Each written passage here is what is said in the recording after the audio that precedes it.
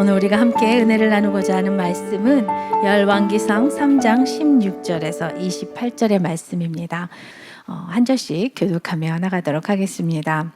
그때에 창기 두 여자가 왕에게 와서 그 앞에 서며 한 여자는 말하되 내 주여, 나와 이 여자가 한 집에서 사는데 내가 그와 함께 집에 있으며 해산하였더니 내가 해산한 지 사흘 만에 이 여자도 해산하고 우리가 함께 있었고 우리 둘 외에는 집에 다른 사람이 없었나이다. 그런데 밤에 저 여자가 그의 아들 위에 누우므로 그의 아들이 죽으니 그가 밤중에 일어나서 이 여종 내가 잠든 사이에 내 아들을 내 곁에서 가져다가 자기의 품에 누이고 자기의 죽은 아들을 내 품에 누였나이다. 아침에 내가 내 아들을 젖먹이려고 일어나 본즉 죽었기로 내가 아침에 자세히 보니 내가 낳은 아들이 아니더이다 하매 다른 여자는 이르되 아니라 산 것은 내 아들이요 죽은 것은 네 아들이라 하고 이 여자는 이르되 아니라 죽은 것이 네 아들이요 산 것이 내 아들이라 하며 왕 앞에서 그와 같이 쟁론하는지라. 왕이 이르되 이 여자는 말하기를 산 것은 내 아들이요 죽은 것은 네 아들이라 하고 저 여자는 말하기를 아니라 죽은 것이 네 아들이요 산 것이 내 아들이라 하는도다 하고 또 이르되 칼을 내게로 가져오라 하니 칼을 왕 앞으로 가져온지라. 왕이 이르되 산 아이를 둘로 나누어 반은 이 여자에게 주고 반은 저 여자에게 주라. 그 산 아들의 어머니 되는 여자가 그 아들을 위하여 마음이 불붙는 것 같아서 왕께 아뢰어 청하건대 내 주여 산 아이를 그에게 주시고 아무쪼록 죽이지 마옵소서 하되 다른 여자는 말하기를 내 것도 되게 말고 내 것도 되게 말고 나누게 하라 하는지라. 왕이 대답하여 이르되 산 아이를 저 여자에게 주고 결코 죽이지 말라. 저가 그의 어머니이니라 하매 함께 있습니다. 온 이스라엘이 왕이 심리하여 판결함을 듣고 왕을 두려워하였으니 이는 하나님의 죄가 그의 속에 있어 판결함을 봄이더라. 아멘. 아멘. 네, 성도 여러분, 코로나로 인해서 많이 어려운 시간들을 우리가 다 보내고 있을 텐데요. 작년부터 이어진 부동산 침체 속에서 이어진 그렇게 생겨난 신조어들을 혹시 알고 계신가요? 불인이 알고 계세요? 네, 부동산을 처음 배우는 어린이라는 말인데요. 실제 어린이를 가리키는 건 아니에요. 부동산에 무지했던 지난날에 대한 나를 가리킨 자주 섞인 한탄이 들어있는 그런 신조어죠. 영끌은 아세요? 다 알죠. 네, 영혼까지 끌어모은다 해서 내 영혼까지 끌어모아서 집 한 채 마련하고 싶다는 간절한 마음이 또한 느껴지는 표현입니다. 마지막으로 존버는 아세요?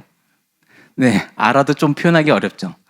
비속어와 오랫동안 버틴다라는 그런 말이 섞여서 진짜 이 힘들고 어려운 과정을 통해서 내가 이걸 참고 있다라는 상황을 그렇게 뜻하는 말입니다. 우리 자녀들의 대학 진학이나 청년들의 취업 문제 속에서 한때 유행했던 말들이 또 있어요.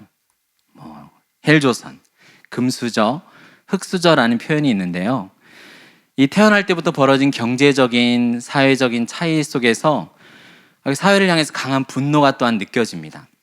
그리고 이생망, 이번 생은 망했다. 이런 표현에서는 사회를 향해서 이제 분노도 느껴지지 않습니다. 그냥 어떤 좌절과 체념이 그 속에 강하게 느껴지는 표현입니다. 이렇게 절규하는 목소리는 이 시대를 살아가는 우리와 우리 자녀들의 정말 한탄스러운 마음이고 우리의 상황일 수 있습니다. 작년부터 집값이 엄청 올랐잖아요. 올라서 기분이 좋으신 분도 물론 있겠지만 저 같은 세입자들은 많이 걱정했을 것 같아요. 저도 이제 올해 2년 차라서 집을 이사할 것을 또 이제 고민해야 되는데 웬만하면 집을 더 이사하지 않고 같이 살았으면 좋겠다라는 생각도 하고 어린이집을 또 어디를 또 구해야 되나 이렇게 또 걱정이 되는 거예요. 근데 갑자기 어느 날 지금부터 한 3주 전인 것 같아요. 집주인한테 전화가 온 거예요. 따르릉. 근데 제가 전화 온지를 모르고 부재중 전화가 와 있는 걸 확인했습니다. 너무 마음이 막 뛰는 거예요. 심장이 쿵쾅쿵쾅하고. 근데 부재중 전화만 와 있는 게 아니라 카톡이 와 있는 거 아니에요. 그래서 제가 당당하게 눈을 크게 뜨고 볼 수 없고 신문을 살짝 떠가지고 이렇게 봤습니다. 뭐라고 써 있는지. 근데 집주인이 2년만 더 살아달라는 거예요. 오히려 저한테 그렇게 부탁을 하는 겁니다. 그래서 하나님께서 우리 집주인에게 강한 감동을 주셨구나라고 생각하면서 굉장히 감사하는 그런 시간이 있었습니다. 제가 대학 4학년 때의 이야기를 잠깐 또 들려드릴게요. 제가 대학 4학년 때는 그 대학 학비를 내야 되는데 학자금 대출도 이미 많이 했고 뭐 아르바이트도 조금씩 하고 물론 이게 보기에 어떨지 모르지만 공부도 열심히 했습니다. 그래서 네, 크게 웃어주셔서 감사해요. 장학금도 물론 받았어요. 근데 이제 워낙 제 학비로 뭐 또 다르게 생활하다 보니까 부족한 거예요. 그동안 쌓아준 대출들도 많기 때문에 이제는 정말 내가 대학을 휴학해야 되나 이런 고민이 있었습니다. 근데 이제 제가 그 교육학을 2년 이수했거든요. 학과에서 한 2명 정도 교육학을 해서 나중에 이제 교직 자격증을 주는 그 대상이었어요. 그래서 이제 1년 후면 뭐 교원 자격증도 생깁니다. 그리고 제가 이제 ROTC 장교 후보생이었어요. 그래서 3학년, 4학년 때 열심히 이제 훈련 받고 내년이면 이제 멋지게 장교로 임관을 할 걸 이제 앞두고 있었어요. 근데 이 시점에서 내가 휴학을 하면 다 날아가는 거예요. 장교, 그 당시는 이제 ROTC는 휴학을 할 수 없었거든요. 그래서 너무 고민 중에 있는데 저한테 이제 1살 많은 친형한테 연락이 왔습니다. 자기가 원래 이제 대학 그 등록금을 가지고 있었는데 자기 지금 자퇴하고 왔다는 거예요. 그러니까 너 쓰라고 저한테 이제 대학 학비를 주는 겁니다. 너무 감격하고 내가 이렇게까지 학교를 다녀야 되나 하는 생각도 들면서 아무도 없는 빈 강의실에서 펑펑 울었던 기억이 납니다. 물론 그 뒤에 이제 제가 장교로 임관해서 군 생활과 직장 생활 한 5, 6년 하는 총 8년의 시간 동안 저희 형 학비랑 생활비를 제가 다 댔어요. 그래서 지금 생각해보면 저희 형이 그 대학을 재입학할 수 있는 제도가 있다는 거를 저한테 말해주지 않았던 게 굉장히 아쉬웠던 것 같아요. 그래서 덕분에 저는 저희 형 되게 많이 돕고 그렇게 친분 있게 우애 있게 잘 지냈습니다.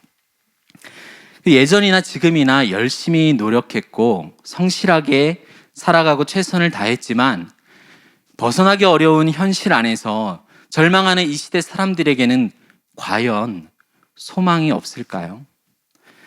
처한 시대와 상황은 구체적으로는 다르지만 하나님의 백성이라는 이스라엘 사람들이 약속의 땅을 지금 잃고 세상 나라 바벨론의 포로가 되어서 큰 절망과 아픔 속에서 신음하고 있는 자들이 오늘 본문 열왕기서를 읽고 있는 첫 번째 독자입니다. 이들에게 오늘 본문에서 나타난 솔로몬의 지혜와 그의 재판은 도대체 무슨 목적으로 주어진 것일까요? 조금 전 함께 읽은 열왕기상 3장의 내용은 솔로몬의 초기 통치에 그가 하나님께 이제 지혜를 구하고 그 지혜의 판결이 펼쳐지는 유명한 재판입니다.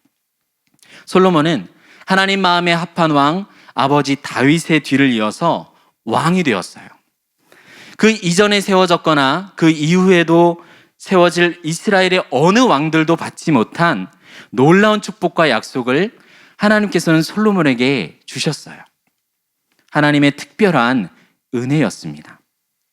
그러나 성경을 읽어보신 분은 알고 계시지만 그의 마지막은 해피엔딩으로 아름답게 끝나지는 않았어요. 폭풍이 몰아닥치고 폭우가 쏟아지기 전에 어두운 구름이 먼저 드리워지는 것처럼 오늘 본문 열왕기상 3장 1절의 앞부분은 이렇게 시작됩니다. 우리 함께 읽어볼까요? 솔로몬이 애굽의 왕 바로와 더불어 혼인 관계를 맺어 그의 딸을 맞이하고, 그리고 열왕기상 11장 1절에 보면 솔로몬 왕이 바로의 딸 외에 이방의 많은 여인을 사랑하였으니 곧 모압과 암몬과 에돔과 시돈과 헨 여인이라 이렇게 나와 있습니다. 솔로몬은 이웃나라와 여인에 대한 그 이웃사랑이 너무 넘쳐서 그랬을까요? 그건 아니겠죠. 우리나라 역사 속에서도 보면 왕이나 왕자가 다른 나라의 공주나 그 나라의 귀족의 딸과 결혼해서 어떤 평화적인 정책을 도모했던 것을 우리는 사회 시간에 배웠었을 거로 생각합니다. 그러나 하나님께서는 특별히 이스라엘 백성에게는 그들이 선지자 모세를 통해서 약속의 땅에 들어갔을 때 너희가 왕을 구할 건데 이 왕이 어떻게 살아야 될지를 주의하라고 왕의 제도를 신명기 17장에서 이미 주셨어요. 그 백성을 애굽으로 돌아가지 말게 하라고 하면서 특별히 세상을 대표하는 애굽과의 관계를 조심하라고 또한 말씀해 주셨습니다. 더불어 아내를 많이 두지 말라고 약속하셨어요. 그런데 솔로몬은 애굽의 왕 바로의 딸과 결혼하는 외교적인 정책을 택했습니다. 스스로 샬롬, 평화를 도모하려고 하는 자기 힘과 자기 노력에서 나온 행동이었어요. 사실 솔로몬의 이름이 이 샬롬과 같은 단어거든요. 하나님께서 다윗과 그의 나라를 영원히 견고하게 해주리라고 약속도 하셨습니다. 하나님께서 세상에서 가장 작은 민족인 이스라엘을 택하셔서 하나님이 자기 힘으로 그의 나라를 보호하시고 다스리고 계셨어요. 그런데 그 평화를 이제 내 힘으로 이루어 보겠다고 이웃나라의 공주들과 결혼하는 이 솔로몬의 안타까운 선택을 우리는 그가 사역을 하는 초반부터 보게 됩니다. 이 외교 관례상 이방 공주들의 자기 나라 우상들을, 그 종교를 인정할 수밖에 없는 거예요. 이 관습 때문에 이방 종교가 하나님의 나라 이스라엘로 들어오게 되고 결국 이스라엘 패망과 분열의 결정적인 원인을 솔로몬이 제공하게 되었습니다. 그런데 우리가 앞서 말씀드렸듯이 이 열왕기서의 첫 번째 독자는 바벨론에게 망한 이스라엘입니다. 적국에 이제 포로가 되었거나 여러 나라의 난민으로 끌려가서 살고 있는 이 백성들에게 마치 오늘날 이 시대의 자조 섞인 목소리처럼 언제 우리는 다시 약속의 땅을 되찾을 수 있을까?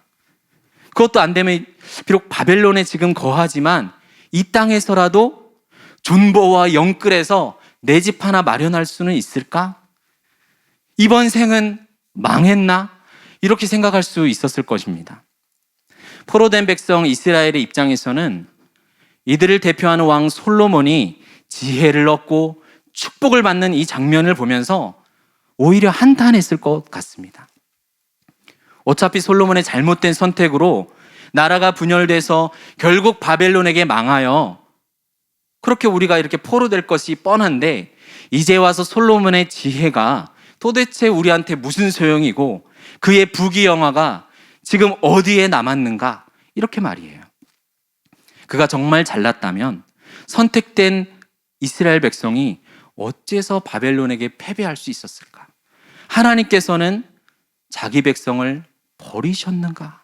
이렇게 생각했을 수 있습니다. 그러나 우리는 이제 솔로몬이 지혜를 얻고 이어지는 재판을 통해서 그 지혜의 내용이 진짜 무엇인지를 살펴보고 바르게 알기 소망합니다. 우리 역시 마찬가지죠. 하나님께서 자신의 백성을 보호하시고 사랑하신다는데 예수 믿는 내 인생은 왜 이렇게 비참하고 어려운 가운데 있을까? 하나님 과연 나와 오늘도 동행하시고 나를 기억하고 계시는가? 이렇게 생각하는 분이 있을 수도 있습니다. 내가 기도해서 내 마음의 생각대로 그 시간과 방법대로 역사하지 않을 때 하나님 과연 왜 지금 살아서 역사하지 않을까 고민하는 분이 있을 수도 있어요. 우리가 실수하고 넘어진 자리, 연약하고 절망하는 자리에 혹시 있습니까? 하지만 그 어두운 자리까지도 하나님께서는 포기하지 않으시고 어떻게 회복과 승리를 이루시는지를 오늘 본문을 통해서 우리에게 소개하고 계십니다. 그러한 기대를 갖고 오늘 본문을 저와 함께 보시길 바랍니다. 자, 솔로몬은 아직 성전이 지어지기 전에 하나님께 제사를 드리러 기브온에 있는 산당으로 갔습니다. 그곳에는 모세 시대 때부터 지어진 장막과 놋 제단이 있었어요. 솔로몬은 통 크게도 1000마리의 짐승을 희생제사로 하나님께 드렸습니다. 1000번제죠. 우리가 혹시 천일기도에 1000헌금 이런 것은 뭔가 하루씩 1000번을 해야 한다고 생각하잖아요. 그런데 사실 성경에서는 그렇지 않습니다. 아마도 솔로몬은 1,000마리의 번제물을 제사장에게 드려 제사장을 통하여서 번제를 바치도록 했을 것입니다. 솔로몬이 드린 제사는 하나님을 향해서 그가 얼마나 주를 사랑하고 정성을 갖고 있는지를 잘 알려주는 본문입니다. 그런 그에게 그날 밤 하나님께서는 솔로몬의 꿈에 나타나셨습니다. 그리고는 내가 너에게 줄 것을 구하여라 이렇게 말씀하셨어요. 이런 일이 있으면 너무 좋겠죠. 오늘 밤 꿈에 하나님이 나타나셔서 내가 너에게 줄 것을 구해라 라고 말씀하신다면 우리 성도님들은 무엇을 구하시겠습니까? 물론 가장 먼저 배우자와 자녀들의 구원을 위해서 간절히 기도하겠죠. 상황마다 다르겠지만 결혼을 생각하는 분이라면 저 마음에 드는 저 예쁘거나 잘생긴 저 사람이 나와 만나게 해주세요. 그래서 결혼하게 해주세요. 이렇게 기도하는 사람도 있을 겁니다. 경제적인 고민을 하는 분이라면 제발 돈 걱정 없이 살게 해주세요. 저 아파트 분양에 당첨되게 해주세요. 이렇게 기도하는 분도 있겠죠. 우리 자녀를 위해서는 요즘 합격하기 어렵다는 저 시험에 합격하거나 들어가기 어렵다는 저 대학이나 회사에 들어갈 수 있게 해주세요. 이렇게 기도할지도 모르겠습니다. 솔로몬이 무엇을 구했는지 말씀을 함께 읽어보겠습니다. 6절부터 10절까지 읽겠습니다.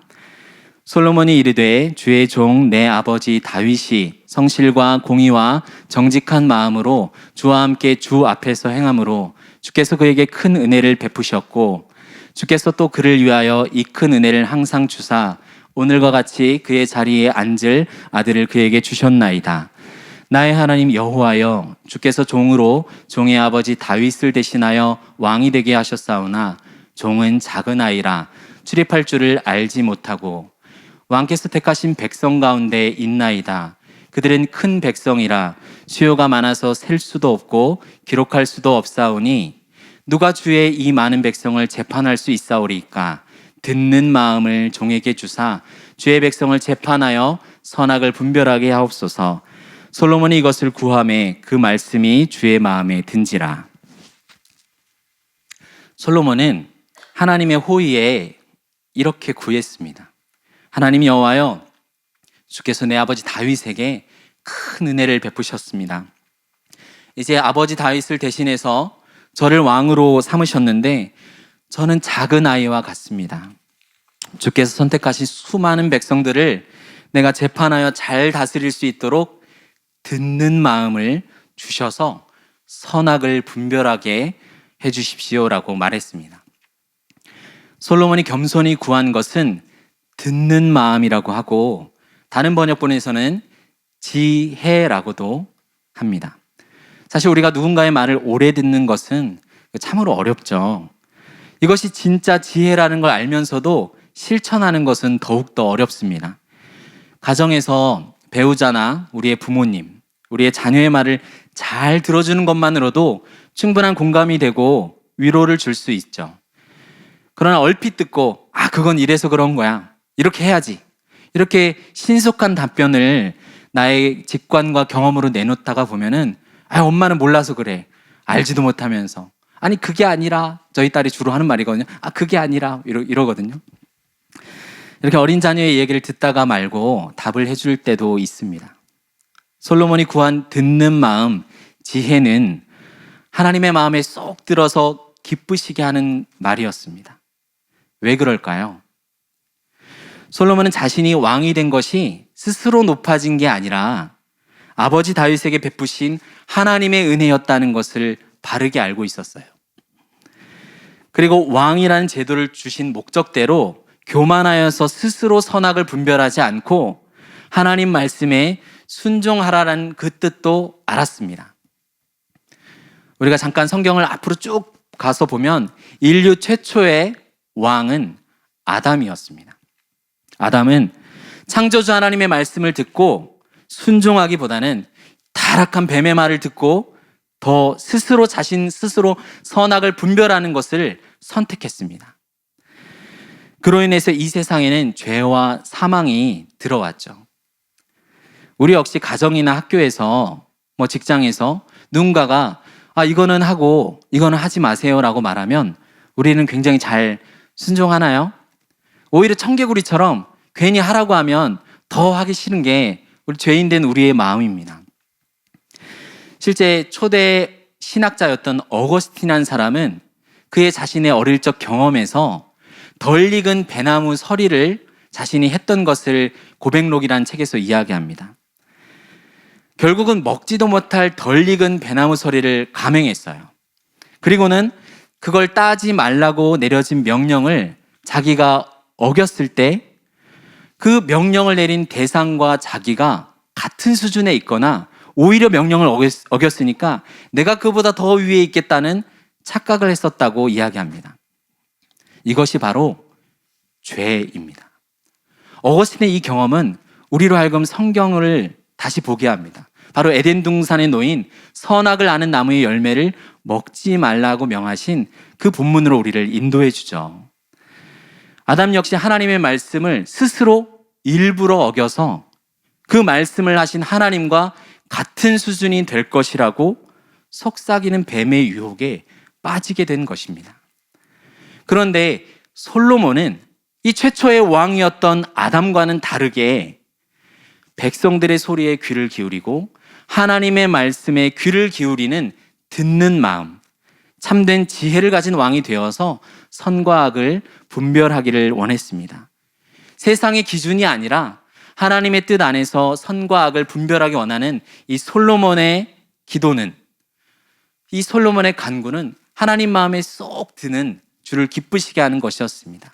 아담이 실패하고 넘어진 자리에서 일으켜진 바로 솔로몬의 간구였던 것이죠.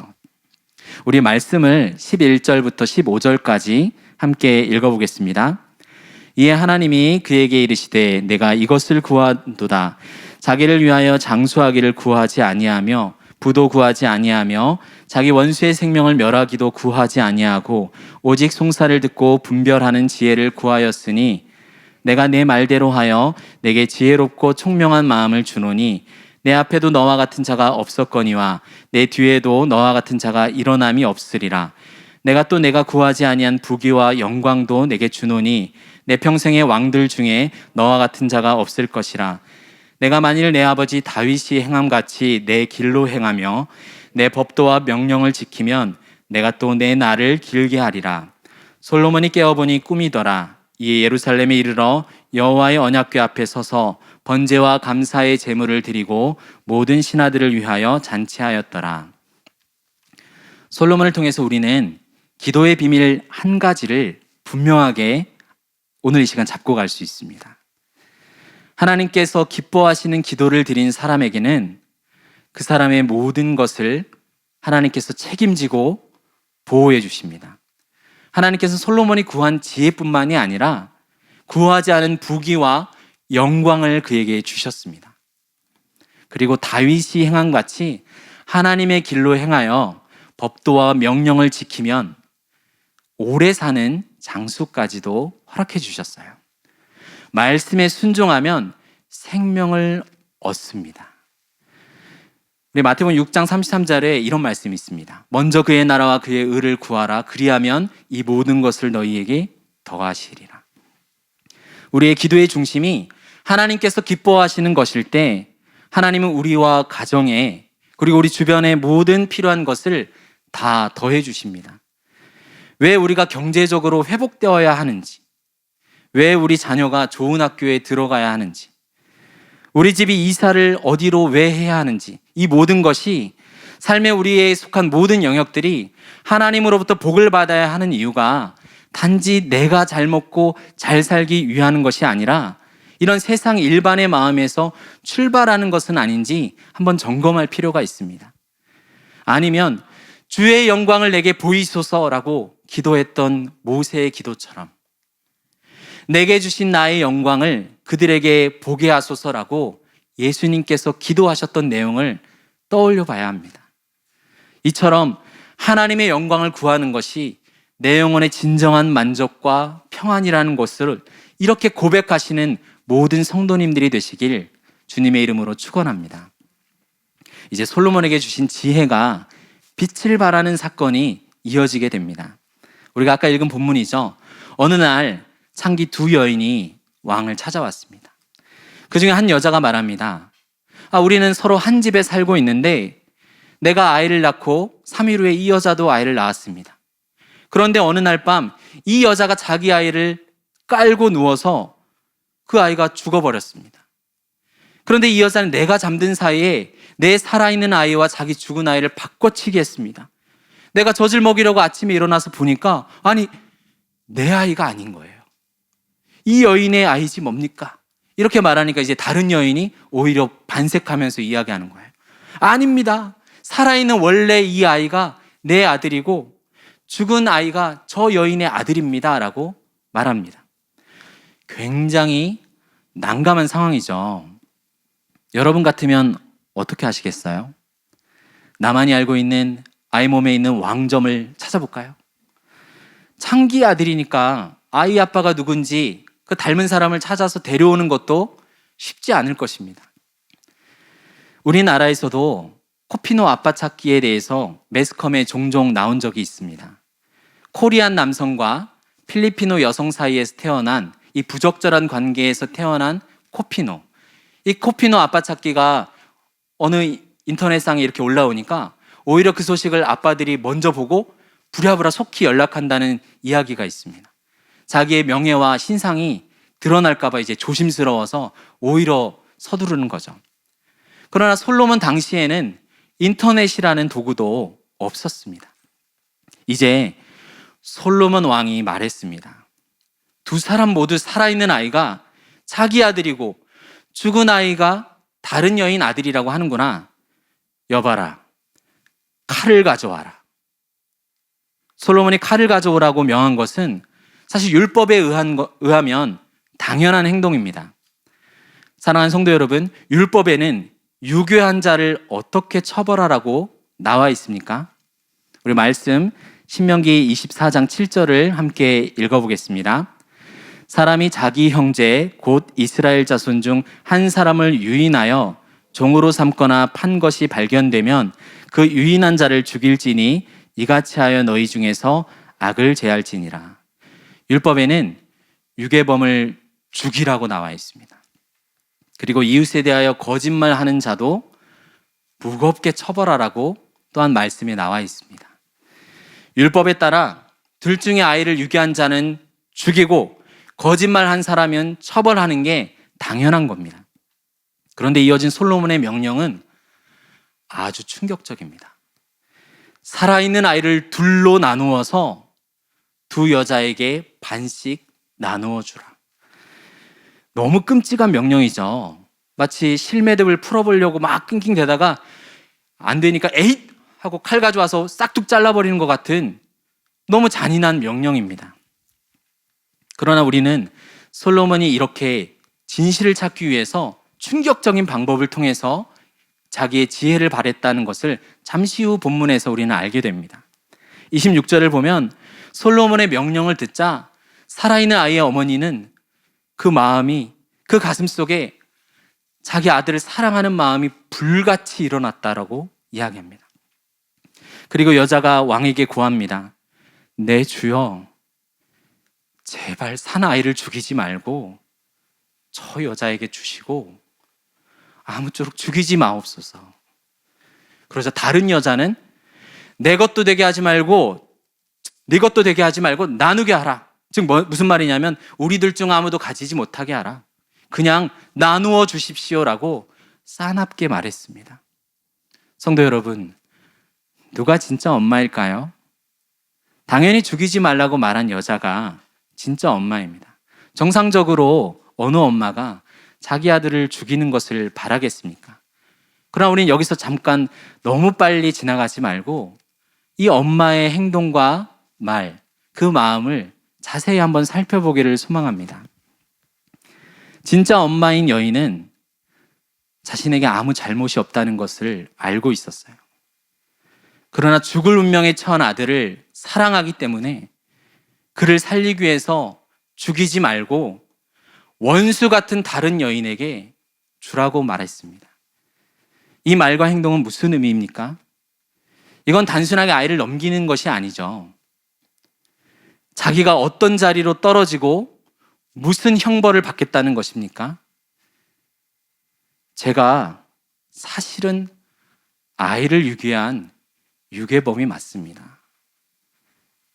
내가 거짓말을 했습니다라고 인정하는 것입니다. 남의 죄를 대신 뒤집어 썼습니다. 율법에 해당하는 유괴범의 죄목과 형벌대로 자신이 죽게 될 것을 알고 있었습니다. 그러나 아들이 죽을 자리를 대신 내가 차지하여 결국 죽을 운명의 아들을 살리기를 원했습니다. 이것이 참 사랑입니다. 이 재판을 통한 지혜의 핵심은 솔로몬이 생모를 알아본 것을 넘어서 생모가 자기 아들을 대신하여 죽음의 형벌을 받겠다고 선언하는 사랑으로 나타납니다. 자기 아들을 내어주는 것은 결코 포기가 아니라 완전한 구원과 생명으로 이어지는 것을 원했던 거죠. 이 재판에서 드러난 지혜의 열매는 무엇입니까? 사랑입니다. 그 사랑은 포기가 아니라 전부를 내어놓는 자기 부인이며 절망과 사망의 운명을 비웃고 그 자리에 먼저 내려가 죽음을 대체하는 희생입니다. 가슴에 불이 붙은 사랑입니다.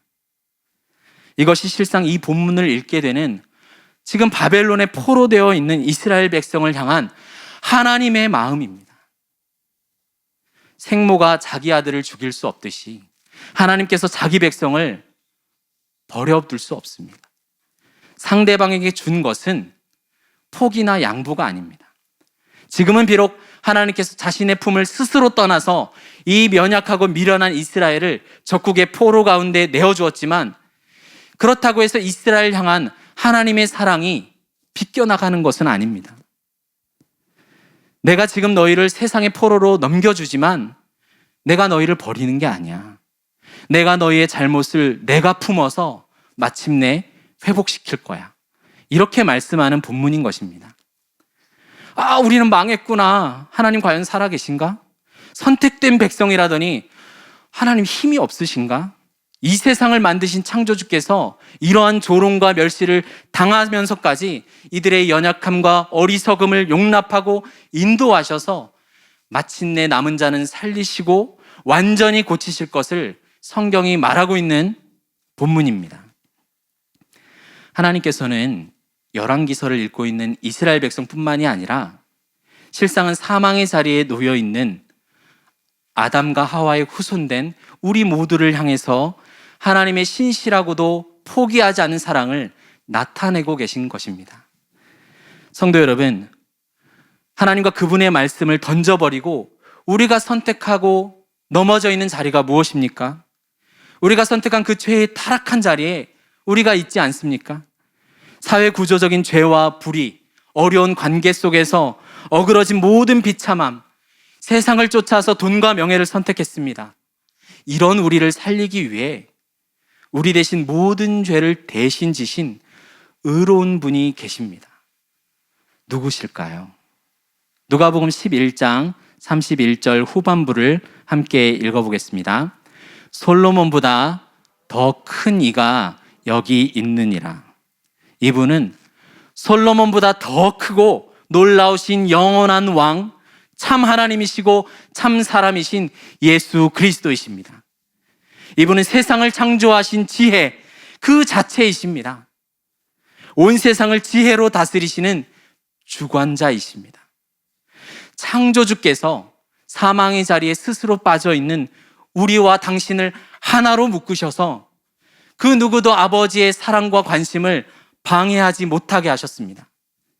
온 세상을 말씀으로 만드셨던 세상보다 크신 분께서 죽을 운명에 처한 우리를 대신하셨습니다. 죄가 하나도 없으신 주께서 우리의 죄를 뒤집어 쓰시고 죄의 삭슨 사망이라는 율법대로 자신을 내어주신 주님이십니다. 사랑하는 성도 여러분, 마치 바벨론의 포로 되어서 절망하고 있는 이스라엘 백성들처럼 아, 이번 생은 망했다, 이렇게 절망하는 분이 계십니까? 경제적인 어려움은 겪어보지 못한 사람은 제대로 공감할 수조차 없죠. 내가 원하는 대로 되지는 않고 점점 꼬여져 가서 정신 차려보니까 나는 완전히 이상한 사람이 되어져 있는 그런 인간관계 안에 슬퍼하는 분이 계십니까? 최선을 다해서 가정에 헌신했고 직장에 헌신했지만 결국 루저로 평가되는 이 사회구조 속에서 절망하는 분이 있을까요? 그러나 우리의 미련하고 약한 것이 하나님의 사랑을 비껴나지 않습니다. 우리 모든 죄로 인한 가장 심각한 두려움과 절망의 자리는 사망이잖아요. 그러나 하나님께서는 이 최악의 자리인 사망까지 내려오셔서 우리의 잘못을 짊어지고 죽으셨습니다. 여기에 기독교의 경이로움이 있습니다. 우리의 못남과 부족함에 대하여 절망하거나 정죄하지 마십시오. 하나님이 우리의 아버지이시면 걱정할 게 없습니다. 내 영광을 찬송하기 위하여 창조한 자를 오게 하라, 이렇게 말씀하신 하나님께서 여러분의 생명을 아끼십니다. 영광을 위한 목적을 이루시기 위해서 회복시키시고 구원해 내실 것입니다. 하나님께서 우리를 향해 가지신 사랑은 반드시 승리합니다. 사망도, 환난도, 위험도, 좌절도 그 누구도 하나님을 이길 수 없습니다. 세상보다 크신 하나님께서 지금 우리와 함께 하십니다. 힘내십시오. 제 부모님은 저와 형이 초등학교 5, 6학년일 때 중국으로 선교를 가셨어요. 그래서 한 25, 6년 정도 계셨거든요. 인간적으로는 보면 사명을 쫓아서 자녀를 돌보지 못했다는 연약한 부분도 있을 수 있습니다. 그러나 하나님께서 주신 사명과 부르심을 따라 살면 세상의 일반적인 기준으로는 이해하기 어려운 선택을 해야 할 때가 있는 것 같아요. 저도 지금 자녀가 셋이 있습니다. 그래서 자녀를 두고 내가 과연 선교할 수 있을까? 이렇게 물론 하나님 부르시면 당연히 가겠지만 이게 절대 쉽지 않겠다는 생각을 하게 됩니다. 그래서 부모님의 빈자리를 하나님께서는 다른 사람들을 통해서 부지런히 이용하셔서 제 인생 가운데 꽉꽉 채워주셨던 것 같아요. 그러나 여전히 부모님은 미안해 하시죠. 그러면서 하시는 말씀이 오히려 내가 너희와 함께 있는 것이 꼭 최고의 방법이 아닌 것을 알았다라고 하시더라고요. 아버지께서 선교사였기 때문에 저는 제가 국내에서 나중에 일반 학교를 나오고 신대원을 가고 직장 생활하고 이 모든 사역지를 선택할 때도 도무지 큰 도움은 되지 않았습니다. 외국에 계시니까요. 그래도 하나님께서 복 주심으로 이렇게 좋은 새로운 교회에서 제가 사역하고 있는 거 아니겠습니까? 천하 만물이 하나님께 속해 있습니다. 우리가 하나님의 손에서 받지 않은 것은 하나도 없죠. 물질, 관계, 건강, 자녀, 이 모든 것이 하나님께로부터 우리가 받은 것입니다. 소유권이 하나님께 있습니다. 나의 것으로 생각하고 내 마음대로 처분하려고 이렇게 마음대로 할 수는 없습니다. 하나님의 말씀에 순종하기 위해서 생명을 내어놓는 사랑을 오늘 실천해 보십시오. 우리의 가정과 자녀를 하나님께서 부활과 생명으로 회복시키시고 승리케 하실 것입니다. 지혜의 왕 솔로몬이 전도서에서 마지막으로 이렇게 말했습니다. 우리 전도서 12장 13절을 함께 읽어보겠습니다. 일의 결국을 다 들었으니 하나님을 경외하고 그의 명령들을 지킬지어다. 이것이 모든 사람의 본분이니라. 여러분을 향한 하나님의 크신 사랑을 가볍게 여기지 말고 그 크신 사랑을 만끽하는 하루가 되시길 소망합니다. 그 감격 속에서 우리는 오늘도 하나님의 말씀을 듣는 마음, 참 지혜를 구하십시오. 하나님께서 우리에게 행하신 것처럼 우리도 형제를 위해, 타인을 위해 자신을 내어주는 사랑을 실천해 주십시오. 그렇게 실천하는 여러분이 세상을 이기는 참 지혜를 가진 자입니다. 지혜가 낳는 사랑을 소유한 자들일 것입니다. 우리 기도하겠습니다. 세상을 조성하신 지혜자, 만물을 붙드시는 능력자, 우리의 아버지 하나님을 찬양합니다. 사랑합니다. 경배합니다. 우리가 삶에 지치고 상한 모든 자리로 내몰렸을 때 이 일들을 허락하신 것이 하나님의 크신 지혜에서 비롯되었음을 압니다. 당장은 원인과 결과가 보이지 않아 답답하고 힘이 들어 눈물 나지만 마침내 우리의 삶에 긍휼과 사랑으로 채우셔서 하나님의 영광을 드러내실 것을 믿고 소망합니다. 하나님의 의이신 그리스도께서 우리를 대신하여 죄가 되셔서 가장 최악의 자리인 사망에 놓인 우리를 꽉 끌어안고 구원을 이루신 주님 감사합니다. 주님을 본받아 때로 오해와 비참한 상황으로 내몰릴지라도 나를 부인하고 내어주는 사랑을 실천하게 하여 주시옵소서. 부활의 능력이 우리 삶에서 경험되게 하여 주시옵소서. 예수님의 이름으로 기도드립니다. 아멘.